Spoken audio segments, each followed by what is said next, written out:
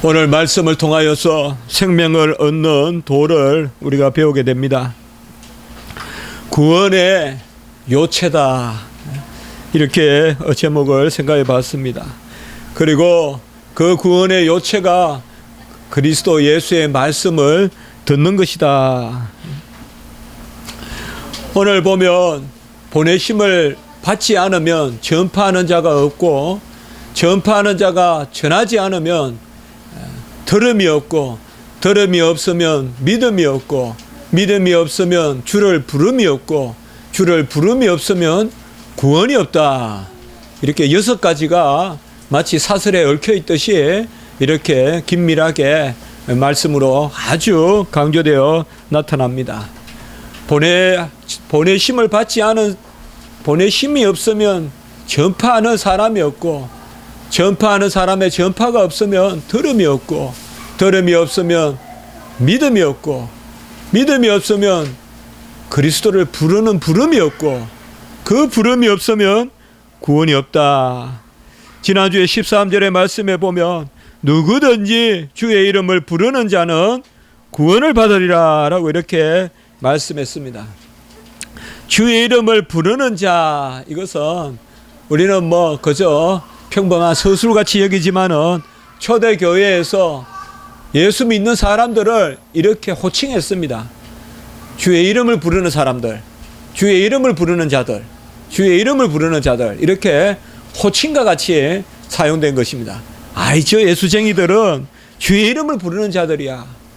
이리 찔러도 주여 하고, 저리 찔러도 주여 하고, 누워도 주여 하고, 잘 때도 주여 하고, 일어날 때도 주여 하고 하니까 저 사람들은 주의 이름을 부르는 자야. 그래서 주의 이름을 부르는 자는 다 구원을 받는다라고 이렇게 말하고 있습니다. 유대인이나 헬라인이 차별이 없다. 유대인은 누굽니까? 가장 종교성을 대표하는 사람들입니다.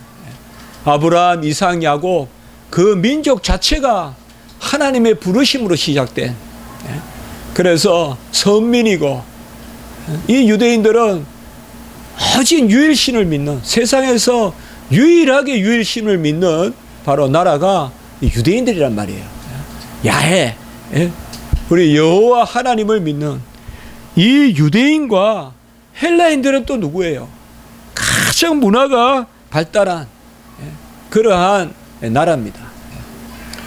제가 요새 집에서 그 플라톤의 대화편 이런 거 좀 더 읽어보고 있습니다만은, 그 국가도 있고 티마이오스라는 그 부분이 있거든요. 티마이오스라는 그 피타고라스 학파의 철학자가 소크라테스와 대화하는 이야기인데, 제가 아주 이거 눈을 씻고 다시 보고 해요. 어떻게 이렇게 기원전 6세기, 5세기에 이렇게 문명이 발달했나. 어젯밤에 읽은 부분에 보면 시력에 대해서 이야기하고 있는데요. 시력이, 시신경이 교차해서 맺히고, 이런 게 벌써 나와요, 거기에. 우리가 시신경이 교차해서 들어오잖아요, 망막에. 그런 이야기들이 벌써 나오고, 참 정말 이 문화가 많이 발달했구나. 그러나 그 헬라는 문화가 발달했지, 시간이라든지 거기에 보면 창조라든지 전부 다 보면 잘못된 개념이에요. 그래서 창조가 없어지면 시간이 없어지고, 시간이 없어지면 영혼이 들어오고, 하여튼 전혀 우리 기독교와는 다른 부분이에요. 그래서 헬라 사람들과 유대인들이 만나면 같이 앉아 있을 수가 없어요. 제가 아직 그 생각을 해봤어요. 헬라인과 유대인은 만나면 같이 한 자리에 앉아 있을 수가 없다, 이 말이에요. 헬라의 사상과 유대의 이 하나님만을 섬기는 유일신 사상은, 우리의 이 신앙은 너무나 다른 것입니다. 서로 상합할 수가 없어요. 함께 한 자리에 앉을 수가 없어요.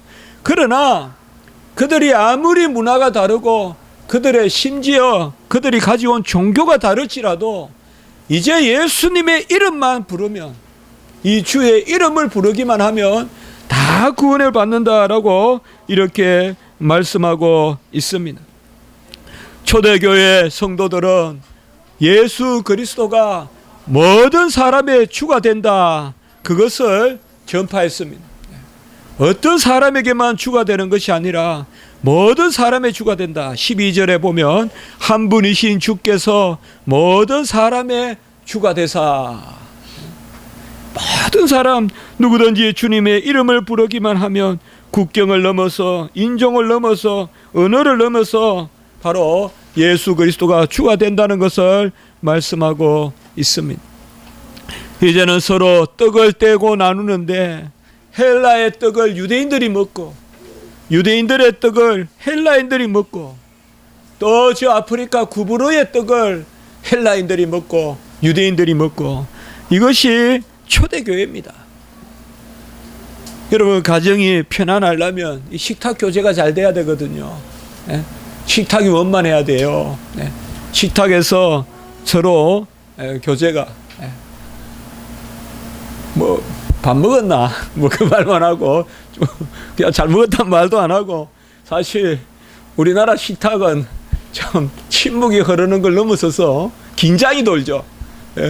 이 식탁에 이게 침묵까지는 이해가 되는데 이 긴장이 돌아요, 밥 먹는 게. 그러나 사실상 초대교회에서 보면 예수님이 이 땅에 오셔서 식탁에서 많은 일을 하셨잖아요. 식탁에서 바리새인 집에서도 먹고 세리와 창기와 더불어 먹고, 또 오병이어의 기적을 일으키고, 또 가나의 혼인잔치, 그것도 다 식탁, 소위 테이블 펠로십이거든요. 테이블 펠로십, 식탁의 교제를 우리 주님이 다 하신 것이죠. 이 식탁에 누구를 부르느냐? 옛날에는 서기관과 바리새인들은 부정한 사람들은 식탁에 올 수 없고 또 다 계급을 나누어서 그렇게 했단 말이에요. 그러나 주님은 아이들이 오는 것도 금하지 아니하고, 또 죄지은 여인이 향유 옥합을 깨뜨리고 그 죄지은 여인이 오는 것도 주님께서 막지 않았습니다. 누구든지 더불어 먹고 마셨습니다. 주님은 영생이 어디에 있느냐, 무엇을 먹고 무엇을 마시는 것에 있지 않다라고 이야기했어요. 무엇을 먹고 무엇을 마시는가에 마태복음 6장 33절, 그것이 귀한 것이 아니라 바로 주의 이름을 부르고 구원에 이르는, 좀 더 좋은 것도 먹을 수 있고 좀 더 맛있는 거 마실 수 있지만은 그것이 구원의 핵심적인 것은 아니라는 것입니다. 몸으로 들어가는 것이 문제가 아니라 나오는 것이 문제다. 우리는 보통 저 사람이 뭘 먹고 사냐, 저 사람이 뭘 입고 있냐, 눈에 띄는 것만을 생각하지만은 우리 주님은 전혀 다르게 이야기하셨어요. 들어가는 것이 중요한 것이 아니다. 먹는 것이 더러운 것이 없다. 속되다고 하는 사람에게만 속되다. 먹는 것이 더러운 것이 없다. 나오는 것이 더럽다. 들어가는 것은 어떻게 보면 눈 뜨고 보는 것, 나오는 것은 눈 감고 믿는 것. 들어가는 것은 문화, 나오는 것은 신앙. 문화나 어떻게 보면 뭘 먹고 어떤 문화를 가지고, 우리가 사실상 이제 21세기는 많이 문화적으로도 서로 이렇게 접근해 가고 있죠. 너무 여행을 많이 다니고 하니까 이제는 뭐 오지라는 개념이 없어지고, 오히려 오지나 이런 데 사람들이 보면 더 배울 게 있다, 이런 것도 또 있거든요. 너무 도시가 각박하니까 저 구석의 사람들이 옛날에는 그저 가난하게 살고 처근하게 살다고만 여겨졌거든요. 문화 우월주의로 옛날에는 저 섬에도 가고 했는데, 이제는 섬에 가서 문화 우월주의가 아니라 우리가 그곳에서 배울 게 오히려 더 많더라. 그 사람들이 살아가는 여유, 그리고 넉넉한 마음, 뭐 이런 것도 우리가 알게 되죠. 들어가는 것이 더러운 것이 없고, 바로 무엇을 먹을까 무엇을 입을까, 그것이 중요한 것이 아니고 나오는 것이 중요하다. 나오는 것은 눈 감는 것이요, 안 보이는 것이요, 믿음에 속한 것이요, 그것이 바로 주의 이름을 부르기만 하면 구원에 이르는, 그것이 바로 우리가 가진 보화요 복음이라는 것을 말씀해 주고 있는 것입니다. 13절에 보면 누구든지 주의 이름을 부르는 자는 구원을 얻으리라. 우리가 이 말씀은 지난주에 봤습니다. 마음으로 믿고 입으로 시인하고 그리고 주의 이름을 부르는 자, 이 세 가지를 지난주에 우리가 말씀했어요. 마음에 깊은 샘이 우리가 하나씩 있다고 했어요. 누구라도 우리는 가장 이 세상에서 맑은 물이 흐르는 영롱한 샘을 가지고 있어요. 큰 빛을 우리가 가지고 있어요. 그 마음의 믿음이, 이 마음의 믿음을 끌어올려서 입으로 주여라고 시인하면서 부르는 자, 주여 주여 하는. 제가 지난주에 그런 말씀을 드렸어요. 주여 하고 서술어는 그냥 맡겨놓아도 주여라는 이름만 부르면 서술어는 하나님이 주신다 이 말이에요. 주여라고 부르면 그때그때 구할 것 떠올리게 하시고, 그때그때 마땅히 구할 거 알려주시고, 그때그때 우리에게 확신 주시고, 주여 하면 그냥 하나님의 이름, 주님의 이름만 부르면 우리가 구할 것조차도 알려주신다. 마음의 깊은 믿음과 입의 시인과 입술의 시인과 그리고 주의 이름을 부르기만 하면 우리가 구원을 얻는다라고 이렇게 말씀하고 있습니다. 빌립보서 1장 6절의 말씀에 보면 너희 속에 착한 일을 시작하시니가 그리스도 예수의 날까지 이루실 줄을 우리가 확신하노라. 여러분, 부른다는 것의 특징이 뭘까요? 세우는 거예요. 그리고 강구하는 거예요. 부른다는 것은 세우고 강구하는 거예요. 같이 합시다. 아빠, 아버지. 전에 우리가 그렇게 나누었죠. 아빠라는 말은 세우는 거예요, 아버지를. 제가 이제 학교 가는데 마리아가 아빠 부르는 거죠. 그 저를 세우는 거예요. 그리고 아버지 강구하는 거예요. 바로 아버지란 말은 고백이에요. 그리고 아빠, 아버지라는 말이 뭐냐? 부르고 세워서 구하는 거예요. 그래서 겟세마네 동산에서 우리 주님께서 아빠, 아버지라고 불렀던 거예요. 바로 누구든지 주의 이름을 부르는 자는 주님을 먼저 세우세요. 여리고를 떠나가는 그 주님을 맹인들이 보이지도 않지만은 나사렛 예수여, 나사렛 예수여, 그 주님을 세웠어요.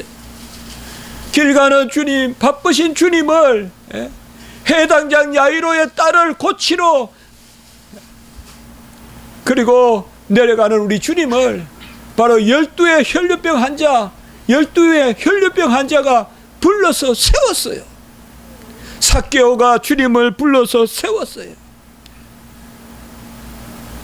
우리는 먼저 주님을 세워야 돼요. 주님을 불러서 세워야 돼요. 주여라고 외치면서 말이죠.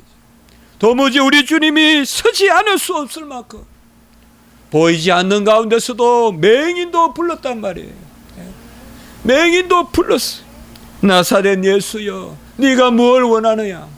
주님을 세우기만 하면 네가 무엇을 원하느냐? 우리에게 물으시는 거예요. 우리가 주님의 이름을 부른다는 것은 주님을 세우고 그 주님이 우리에게 내가 무엇을 원하느냐? 주여, 종의 눈이 뜨기를 원하나이다. 주의 이름을 부르는 겁니다.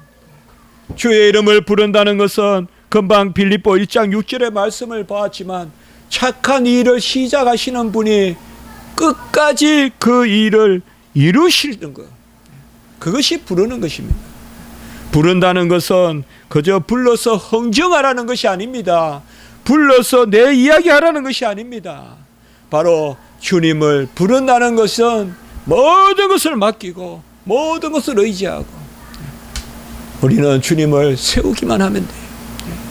막막할 때 주님이 선뜻 지나가실 때 주여라고 부르시는 거예요. 아무 길이 없고 아무 활로가 없고 하늘조차도 닫혀 있을 때 우리가 선뜻 주님의 이름을 부를 때 주님께서 우리에게 응답해 주시는 거예요. 그것이 주님의 이름을 부르는 것입니다. 초대교회에서 이 주의 이름을 부르는 자라는 것은 그들의 이름이었어요. 아까도 이야기했듯이. 그래서 사울이 다메섹으로 예수 믿는 자들을 잡으러 가면서 뭐라고 이야기하는가 하면 바로 주의 이름을 부르는 모든 자들을 내가 다 포박해서 오겠다라고 하면서 갔어요. 주의 이름을 부르는 자들을 다 잡아오겠다 하면서 청년 사울이 다메섹으로 들어갔던 것을 볼 수가 있습니다. 여러분, 주님은 전능하십니다. 주님은 사랑이 많으십니다. 주님은 우리를 위하여 자기 자신을 주셨습니다. 그 주님을 우리가 부르는 것입니다. 그 주님은 우리가 영원히 함께 살 우리의 신랑이 되십니다. 그 주님을 이 땅에서 부르는 그 연습을 하는 것입니다. 이 땅에서 부르고 영원히 부르는 것입니다. 서서히 그 주님을 부르는 애틋함이 더해가고 간절함이 더해가고 그것이 우리 성도의 신앙이 자라는 것입니다. 주여라는 그 부름 하나에 모든 것이 다 들어가 있는 것입니다. 무슨 일이 있어서 부르는 게 아닙니다. 불러서 세우니 일이 생기는 것입니다. 주여라고 부르는 것이 습관이 돼야 돼. 같이 합시다. 쉬지 않고 기도하라. 주여 주여라고 일단 쉬지 않고 기도하라는 건 뭐예요? 때와 시와 상황과 형편과 매양매시 주를 불러놓고 시작하라. 주를 불러놓고 시작하라. 주여 주여 부르면서 살아라 이 말이에요. 그 주의 이름을 부르는 자가 바로 구원을 얻은 자다. 그런데 이 주의 이름을 부르는 것, 이것이 어찌하여 주의 이름을 부를 수 있느냐? 그것이 바로 오늘 14절 말씀입니다. 믿지 않으면 부를 수 없고 믿어야 주의 이름을 부른다 이 말이에요. 그래서 우리가 주여라는 호칭에는 믿음의 고백이 담겨 있다 이 말이죠. 내 믿음이 탁 마치 화살이 간역을 향하여 날아가듯이 주여라고 부르는 그 이름에 믿음이 쫙 실려서 날아간다 이 말이에요. 그 부르는 방법은 다양할 수 있어요. 여러분들 꼭 입으로 안 불러도 12의 혈류병 환자같이 뒤에서 겉옷만 만지는 것도 향유 옥합을 깨뜨린 여인과 같이 뒤로 슬쩍 들어가서 예수님께 기름을 붓고 눈물로 닦는 것도 그것도 다 부르는 것입니다. 우리의 심중의 간구도 여호와를 부르는 것입니다. 이 부르는 것은 믿음이 없이 부를 수 없습니다. 믿음은 바로 주님께 나아가는 것이요 그를 향하여 부르짖는 것입니다. 그러므로 믿음이 없이 어찌 부르리요. 주님을 부르면서도 믿음 없다 이렇게 말하는 사람들은 어폐가 있겠죠. 주여라고 기도해놓고도 제가 믿음 있는지 모르겠어요. 그건 어폐가 있죠. 여러분 어떻게 보면 호칭이 가장 어려운 것입니다. 누군가를 부르는 것이 가장 어려운 것입니다. 그렇지 않습니까?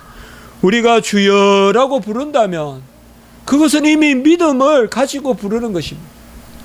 이 믿음이 우연히 생기지 않고 바로 전파하는 자가 없이 어찌 믿으리요. 바로 전파하는 자가 없이 어찌 믿음이요. 오늘 말씀에서 바로 하나님의 말씀을 믿어서 구원에 이르는데 이 믿음의 말씀을 전하는 자가 있어야 된다. 다 우리가 말씀의 사자로서 이 말씀을 전하는 자리에 서야 된다라고 이렇게 말씀하고 있습니다. 우리 십자가지기 교회도 저도 애통함이 있습니다. 너무나 부족하고 연약합니다. 그러나 꼭 두 가지입니다. 우리 성도님들께 어쨌든 말씀을 잘 전하고 어쨌든 생명의 양식을 제가 양식이 되지 못하지만 말씀을 대언하는 그 자리에 서고자 하는 그 애통함이 있습니다. 정말 이 주일날 이 예배가 정말 영적인 양식을 먹고 일주일을 너끈히 버틸 수 있는 그러한 말씀의 잔치가 되는 것, 그게 제 애통함입니다. 그리고 또 하나 더 애통함이 있다면 땅 끝까지 복음을 전하여는, 정말 오늘 새벽에도 저도 모르게 기도하면서 가슴을 쳤습니다. 주님이 제 마음에 그러한 엘리야와 같은 마음을 주실 때가 있습니다. 눈을 감으면 그것이 보입니다. 그것이 제 마음에 담깁니다. 정말 여호와라 하는 지식이 없어 망하는 도다. 진리가 너희를 자유케 하고 진리가 너희를 거룩케 한다. 이 시대에 정말 이 땅에 하나님의 말씀을, 이 땅뿐만 아니라 세계의 말씀을, 주의 말씀을 전파하는 자가 없이 어찌 믿으리요. 믿는 자가 없다고 말하지 마시자고요. 성도가 없다고 말하지 말라 이 말이에요. 전파하는 자가 없이 어찌 믿으리요. 전파하는 자가 없다 이 말이에요. 요새 신학생들 많지 않습니까? 그런데 왜 전파하는 자가 없다고 합니까? 바로 항상 어느 시대든 들을 귀가 많지 들을 말씀이 많지 않다. 들을 귀는 많은데 들을 말씀이 없다. 바로 전파하는 자가 없이 어찌 들으리요. 이것이 누가 잘 설교한다 안 한다 그런 것이 절대 아닙니다. 이게 하나님이 영적으로 말세에 우리에게 알려주시는 하나님의 뜻입니다. 전파하는 자가 없다 이겁니다. 추수할 일꾼이 없다 이겁니다. 추수할 곡식은 많은데 들을 귀는 많은데 들을 말씀이 없다는 것입니다. 이런 데 통함이 있습니다. 제가 좀 더 말씀을 더 잘 전할 수 있다면, 제가 좀 더 은혜로운 말씀을 전할 수 있다면, 주의 말씀을 아멘하면 하늘에서도 풀릴 것이요, 주의 말씀을 아멘하지 않으면 하늘에서도 닫힐 것이요. 전파하는 자의 그 말씀을 받으면 하늘에서도 천사들이 춤을 출 것이요, 전파하는 자의 그 말씀을 받지 아니하면 이를 갈며 슬퍼함이 있을 것이요. 전파하는 자의 축복을 아멘하고 받아들이면 그것이 그대로 나의 복이 될 것이나, 그 전파하는 자의 축복을 받아들이지 아니하면 그 복이 고스란히 전파하는 자로 돌아갈 것이요. 우리 주님이 그렇게 제자들을 파송하면서 말씀하셨습니다. 바로 말씀을 전도하는 그러한 권을 우리에게 다 주신 것입니다. 우리 십자가지기 성도 여러분, 때를 얻든 못 얻든 듣든 아니 듣든 전파하십시오. 직장에서도 말씀을 전파하시고, 또 우리가 형편 닿는 대로 말씀을 전파하시기 바랍니다. 칼빈은 다음과 같이 말하고 있습니다. 복음은 비와 같이 구름으로부터 우연히 떨어지는 것이 아니라 하나님께서 그것을 보내시는 도구인 사람의 손으로 전달된다 라고 이렇게 이야기했습니다. 이 부분을 주석하면서 그렇게 이야기했습니다. 복음은 절대 전파하는 자가 없이 선포되지 않습니다. 사마리아에 복음이 떨어졌습니다. 하나님은 누구를 사용하셨습니까? 사마리아 여인을 사용하셨습니다. 수가성에 물기로 나온 사마리아 여인을 사용하셔서 그 패역한 땅인 사마리아에 복음이 떨어지게 했습니다. 니느웨에 구원의 복음을 전하기 위하여 하나님은 요나를 사용하셨습니다. 하나님의 뜻은 전파하는 자가 없이 어떻게 들으리요?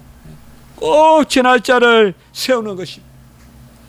사도 바울을 괜히 다메섹 도상에서 빛으로 내리치고 그의 눈을 멀게 하고 그 비닐을 사흘 동안 눈이 멀게 했다가 벗겨서 다시금 그 사도 바울의 새 영안을 열어주셨겠어요. 그를 이방의 사도로 삼기 위하여, 이방의 복음을 전하는 빛으로 삼기 위하여 사도 바울을 하나님이 선택하신 것입니다. 여러분, 우리가 유창한 복음 전파자가 있겠습니까? 다 하나님께 붙들림 받은 그러한 복음 전파자입니다. 바로 전하지 않고는 들을 수 없습니다. 오늘 16절의 말씀을 보면 이사야가 이르되 주여 우리가 전한 것을 누가 믿었나이까. 여기 전한 것이란 말을 그대로 헬라어 히브리어로 보면요, 전한 것이라는 말은 바로 들려지는 것, 이런 뜻입니다. 뭐 우리나라 말로 큰 의미가 다르지는 않죠. 전한 것이란 말을 그대로 우리가 직역해 보면 들려진 것, 들려진 것이 없이 누가 믿겠습니까? 들려진 것이, something heard, 들려진 것이 없이 누가 믿겠습니까? 이 전한 것이란 말이 그것입니다. 전파하는 자가 복음을 전하여서 그것이 들려져야 믿지, 들려지는 것이 없이 어찌 믿겠습니까? 생명의 말씀, 웬일인지 요새 들려지는 것이 적지 않습니까? 저야 어릴 때 시골에 있었지만은 그래도 뭔가 이렇게 저렇게 교회 이야기가 들려졌거든요. 요새는 아주 매스컴도 많고 이런데 이상하게 들려지는 것은 적지 않습니까? 그러니까 한 가지 확실합니다. 들려지는 것이 없이 어찌 믿으리요? 누가 믿으리요? 라고 이렇게 말씀하고 있습니다.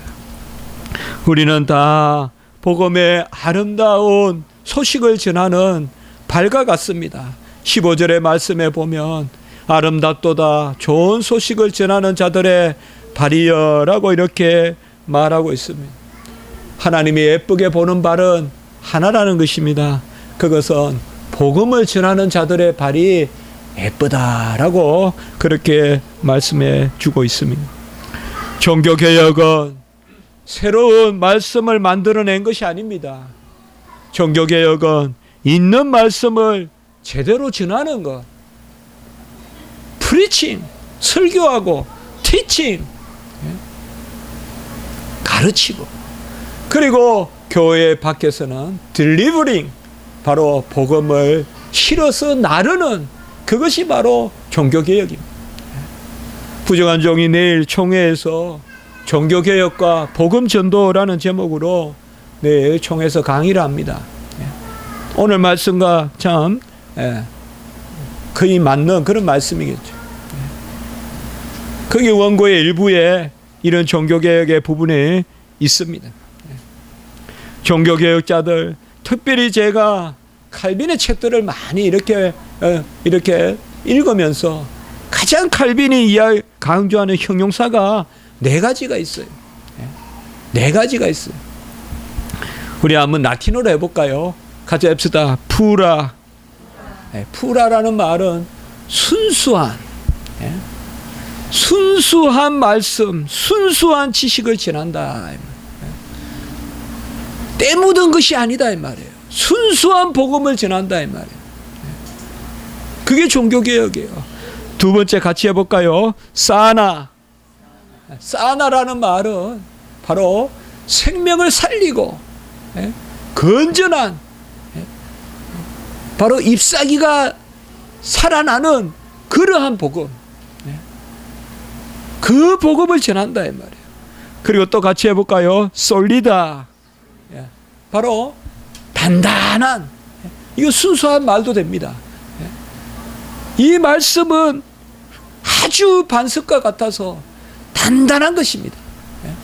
어제 다르고 오늘 다르고 이때 다르고 저때 다르는 것이 아니라 순수한 다이아몬드와 같이 솔리드한 그 솔리다.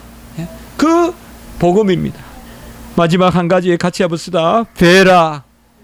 참 복음. 거짓 복음이 아니라 참 복음. 그래서 순수하고 건전하고 그리고 솔리드, 견고하고 참된 복음을 전하는 것. 그것이 바로 종교개혁입니다.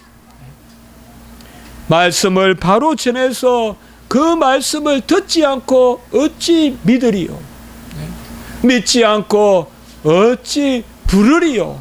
부르지 않고 어찌 구원에 이르리요? 그것이 오늘 말씀입니다. 로마서에 이런 식으로 마치 체인과 같이 엮여지는 곳은 이곳이 이곳 같은 곳이 없습니다. 이런 것이 몇 군데 있긴 한데 가장 보면 이 10장에 이 말씀이 이런 말씀들이 잘 연결되어 있습니다. 전파하는 자가 없이 제일 처음에요. 보내심이 없이 어찌 전파하리요? 전파함이 없이 어찌 들으리요? 들음이 없이 어찌 믿음이요? 믿음이 없이 어찌 부르리요? 부름이 없이 어찌 구원에 이르리요? 이 6가지를 이야기하고 있습니다. 그 출발이 뭐냐? 바로 소명이고 소명을 받은 자들이 전파하는 것입니다. 우리는 다 목사만 말씀을 전하는 게 아닙니다. 우리가 교회론에서 자주 그렇게 이야기합니다. 목사는 교회 안에서 설교하고 성도님들은 교회 밖에서 전도하고. 저는 이것에 100% 동의하지는 않습니다. 목사도 전도해야죠. 그러나 이 말씀이 중요한 의미를 갖는 것은 저 사람만 복음 전도자가 아니라 우리 모두 다 너희들은 땅끝까지 이르러 내 증인이 되라. 마르투스. 증인이란 말이 바로 말씀을 전하는 자 그리고 순교자란 뜻입니다.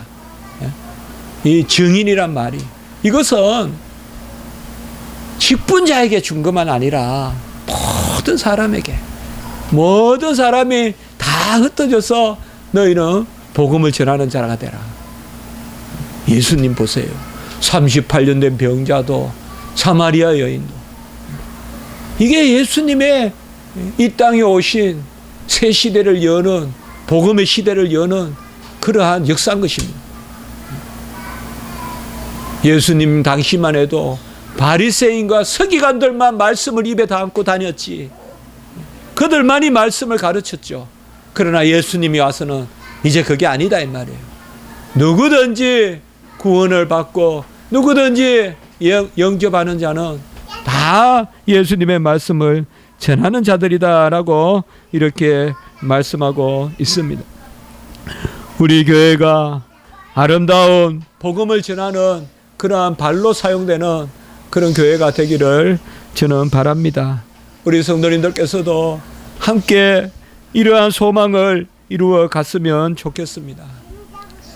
말씀은 빛과 같아서 빛이 큰 문을 통하여만 들어오지 않습니다.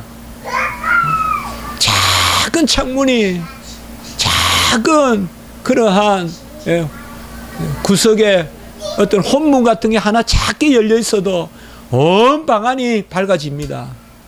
그게 빛입니다. 빛은 양이 아닙니다. 빛은 순수함입니다. 빛은 진리입니다. 우리가 비록 작아 보여도 송곳과 같이 점을 찍어서 정확하게 말씀을 전한다면 이 말씀이 땅끝까지 이르고 그 말씀이 세상의 빛을 비추는 그러한 은혜의 역사가 있으리라고 믿습니다. 이 말씀을 받을 때 우리는 모두 다 아멘하며 즐거움이 있는 것입니다. 이 말씀이 누구의 말씀이냐? 오늘 17절에 바로 그리스도의 말씀으로 말미암은 것이다. 같이 합시다. 그리스도의 말씀을 들음. 그리스도의 말씀을 듣는 것입니다. 이는 내 사랑하는 아들이요 내 기뻐하는 자니 너희는 그의 말을 들으라 라고 이렇게 이야기합니다.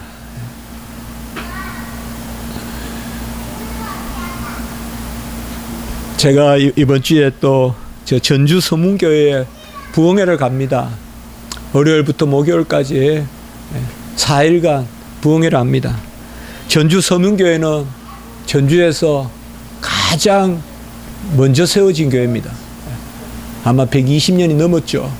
우리나라에서도 아마 다섯째, 셋째, 넷째 손가락에 들어갈걸요. 아마 제가 정확하게 모르겠습니다. 빨리 세워진 교회입니다. 제가 그때 잘 알아서 지금 제가 까먹었는데, 거기에 목사님이 새로 부임해서 제가 첫 번째 부흥 사경회를 인도하러 갑니다. 여러분, 우리나라에 어떻게 해서 복음이 들어왔습니까? 바로 전파하는 선교사들이 있었습니다. 소명을 받고 보내심을 받지 않으면 어찌 전파하리요? 미국에서 소명을 받고 우리나라까지 보내심을 받고 온 선교사님들이 계셨습니다.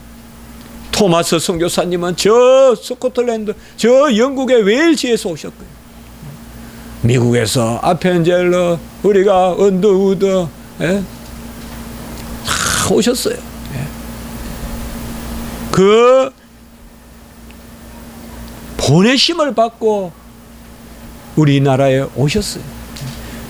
그래서 그들이 전파했기 때문에 그 말씀을 들은 거예요. 안 듣는 것 같지만은 그 말씀을 들은 거예요. 일자 무식하고 영어는 알파벳도 모르고 한글도 잘 몰랐지만은 그 말씀을 들은 거예요. 영은 영으로 분별하기 때문에. 여러분, 우리 십자가지기 교회가 토마스 선교사와 같은 역할을 할지 어찌 알겠습니까?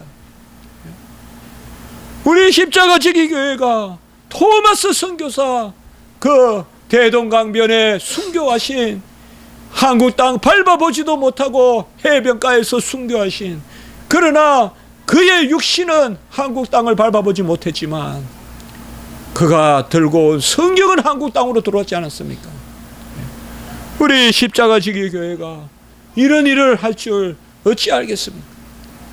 하나님이 우리를 사용하셔서 우리의 심령에 특심한 열심을 주셔서 우리가 깊이 기도하고 하나님의 말씀을 붙들고 목사만이 아니라 전 우리 십자가지기들이, 성도님들이 이 복음 전도 사역의 주역임을 깨닫고 우리가 기도하면서 정말 이 시대에 그리스도의 말씀을 들어야 구원하는데, 믿음은 들음으로, 들음은 그리스도의 말씀인데, 이 그리스도의 말씀,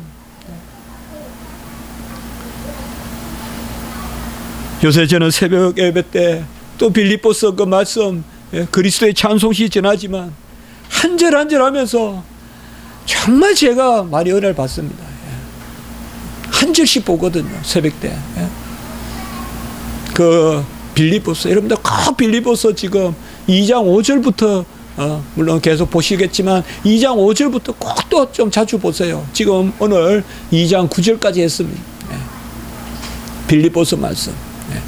이제 2장 10절로 넘어갑니다. 그 말씀 꼭 여러분들이 살펴보시면 그게 바로 그리스도를 아는 지식이거든요. 믿음은 들음으로, 들음은 그리스도의 말씀으로. 이는 내 사랑하는 아들이요 내 기뻐하는 자니 너희는 그의 말을 들으라. 이제 말씀을 맺겠습니다.